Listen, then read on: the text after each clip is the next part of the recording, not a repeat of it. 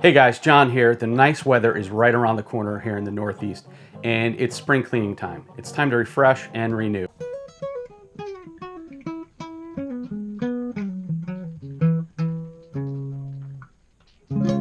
I like to do that with my seasonings for camp.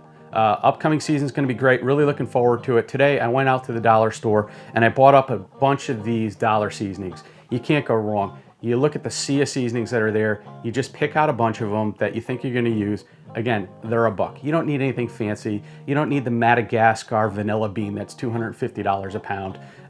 You're camping. Keep it simple. At that price, again, I basically throw away all my seasonings from last year and I get new ones. Now, a lot of people, they have emergency go bags at their house. Big storms coming in, they grab their bag, they throw it in their car, and they get out of Dodge. I like to think of my seasonings as part of my go bag.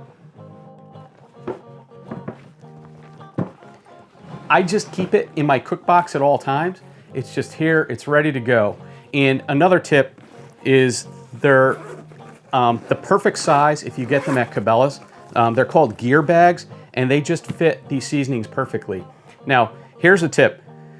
You want to label these so that when you look down at the bag, you know what it is at first glance, and you're not kind of pulling everything out.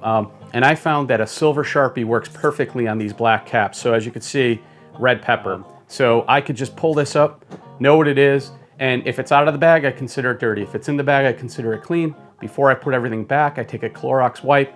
I wipe them all down just to make sure there was nothing on my hands, nothing that's going to be growing on this and turn into a science project if it's stored for a month. But just in case, I like to keep it nice and clean, nice and organized, and this is the perfect time of year to refresh and renew it. I hope you like this tip. Quick one today. Get out there and cook.